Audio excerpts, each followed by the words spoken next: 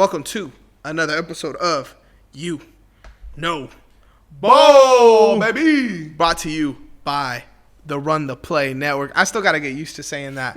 Roll it.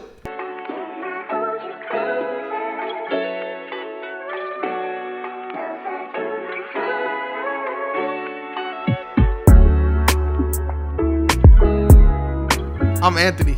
To my right, I got the boy, the homie, my dog, Philly Phil, in the building. Phil. I had to put the whiteboard down real quick. I was like, oh, shoot. Under pressure? Yeah. It's a lot of pressure, man. I got to get that Stadium dap pulse. right. Got to get the dap right. How you doing, Phil? How you feeling? Hey, honestly, I'm good, man. I'm just curious about how your takes are going to sound, man. Hey, my takes, honestly, I feel like I shot 3 for 3 here. I don't think I said anything wild. I don't think I said anything as wild as what you said for sure. But yeah, I mean, we could just kick it off, bro. We could start it. Fuck it. I'm trying to think where to start though. Okay, go from bottom. Go from the bottom. Go from the bottom to the top. Okay, I think you're gonna agree with this first one. My first hot take is the Warriors have a better chance to win a championship than the Lakers. Y'all at home, let us know what you think about the Warriors having a better chance to win a championship than the Lakers. All right, I have my letter. Just show them. No countdown needed. What's it say? C+. Yeah, I mean, I don't think it's that hot of a take. Obviously, if you watched our standings video, I thought you would have them higher. I thought this take maybe would have pissed you off a little bit more, but it didn't. I just think the Warriors are deep. Wiggins doesn't have these like trade rumors around him the way it was last year. Kuminga should develop, obviously. I think that their role players they added are going to be really good. Obviously, I feel like I've been preaching that all day. And I just think the Lakers are kind of running back with the same roster as last year, bro. I'm going to need to see like Max Christie and Cam Reddish really like take off for me to put them in a more serious conversation. But I don't know how realistic that is. So, yeah. Yeah, I'm not mad at it. I'm just like, I don't know, because I feel like with the Warriors, they got pieces that help their play style. Like, they play small ball, so they got players that can, like, play the 2 through 4, except for Buddy Hield. I think that DeAnthony Melton is a more 1 through 3 type player, but they can pretty much help in any position. So, like, on the Warriors team with a coach that likes to play players a lot of times out of position, loves to play guards at the 3 sometimes, I think it is better than the Lakers, kind of. But with the Lakers, I think the only problem with them is, like, they don't have a center. Like, they don't have that, like, what was it? The type of bruising center they've been looking for. I also don't feel like they have, like, a real offensive creator. Like, scoring-wise, at least. What do you mean by offensive creator? Like, they don't have a dude. They don't have an ISO scorer. Huh? They don't have an ISO scorer. Like, a player that could score in isolation. I mean, LeBron can do that. Anthony Davis can do that. On the perimeter, excuse me. Austin Reeves can score on the ISO. He's not like that, though.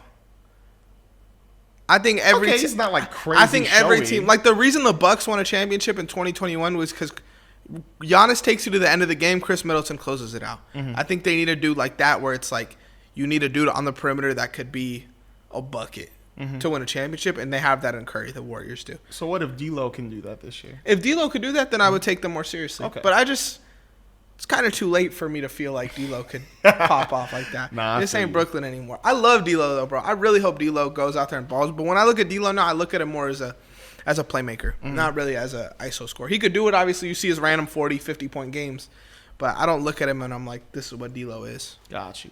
Okay, that's not a bad take. Okay, number 2. The Pelicans will be a sneaky contender this year. Sneaky contender. Dark horse contender. What'd you say? I said sneaky. Sneaky. Sneaky contender for the New Orleans Pelicans. Phil, what's your grade? Boom and boom. B. A B. I'm going to give that a B because, I mean, I want to put it a little higher, but I feel like it's kind of expected a bit. I feel like a lot of people have them like a top 4 team or a top 5 team. So it's not a hot take? I feel like it's a good take, but I feel like it's a take that people have already said. Okay. All right. So that's not bad. I like it. I just heard before. I just feel like for me, there's no real hole in this team. And when I say sneaky contender, like I mean it. Like I think this team, you don't want to play them in a 7-game series, bro. Any given night, DeJounte, McCollum, Zion, or B.I. could give you 40. Like, that's 4 dudes that could go out there and do that. Damn. That's crazy to think about, right? You said B.I.? B.I. could give you a 40. Yeah, probably like one. I don't know. I don't see B.I. as a 40 dude. That's crazy. I like B.I. He could do it, though. You know what I mean? I mean, he can get you 30. 40. Sure.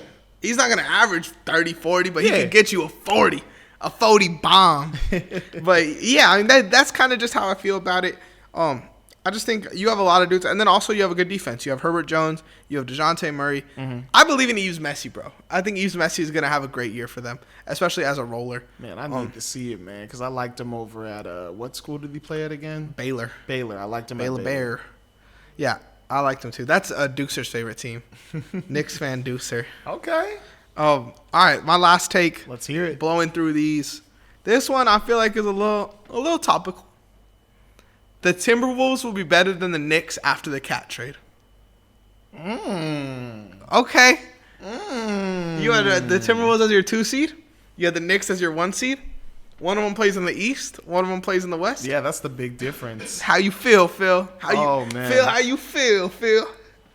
Can I just put the team that I think is going to be better and then just like, because I don't know if I can give that a grade. I feel like I have to choose a team. Grade the take. All right, I'll grade the. This is what I'm saying. If you think the Timberwolves would be better, then give me a high grade because you're grading. You agree, you know. Yeah. But if you don't, then give it a lower grade because you don't agree. Yeah, my bad. I was just thinking too much.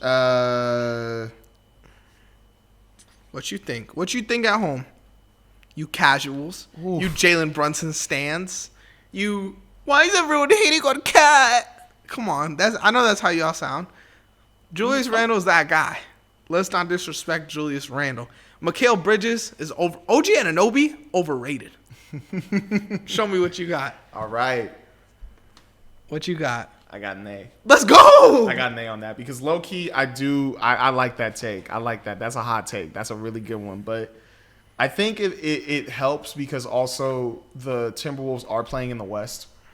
And I feel like that is a little bit more of an advantage compared to the East when the Knicks are playing over in the East. Because, I mean, let's be for real. The East isn't as strong as the West. Like, we just named a whole bunch of teams. And you could probably name the 13th seed in the West can probably beat the crap out of one of the top 8 teams. I don't know about that this year, though. I think the West top is better.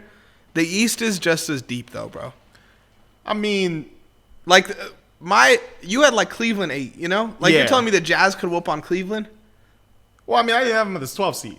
I was like talking about like 12 through 1 on the West, or no, 8 through 1. In the can East? Beat anybody in the East, probably.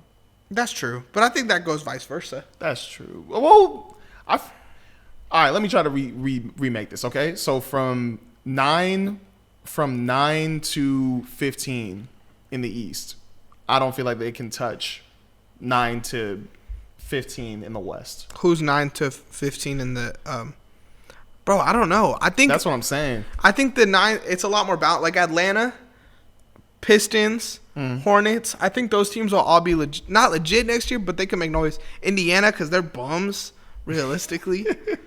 I just don't see them being better than like a lot of those West teams, 9 through 15 down below in the East. I don't see them being better than the West teams. Let's get back on track, though. Got you. Fuck that got to do with Timberwolves. Exactly. My fault. You know, one take that was weird to me, like everybody's bet, like since they did the trade, they're saying that the Lakers are going to beat the Minnesota Timberwolves on opening night because of that trade. And I'm like, no, I beg to differ. I think, if anything, this makes the Timberwolves a little better. I think they're going to win. I think opening night, I would take the Lakers. I think the Timberwolves... I think Julius Randle might not be ready for the opener, first of all. I feel like I've heard that. Mm-hmm. I also think Anthony Davis is going to eat them alive defensively just because they're not as good shooting. So Anthony Davis could kind of chill and be in the paint. Float. Yeah, he could float. But I think with time, this team is going to be a lot better. I mean, yeah. It's just going to take time. But, yeah, I think they're more contenders than the Knicks. I like that take, though. Let's go. I like that. What y'all think at home? What was my best take? Make sure you guys like, subscribe, follow. Phil, headshot dead. I'm alive, but I'm dead. I'm back. Anyways, make sure to follow us on Instagram, YouTube, TikTok, and Twitter. Run the Play Network. Make sure to hit that bell as well. Me and out. and let's bounce. Let's bounce. Boom.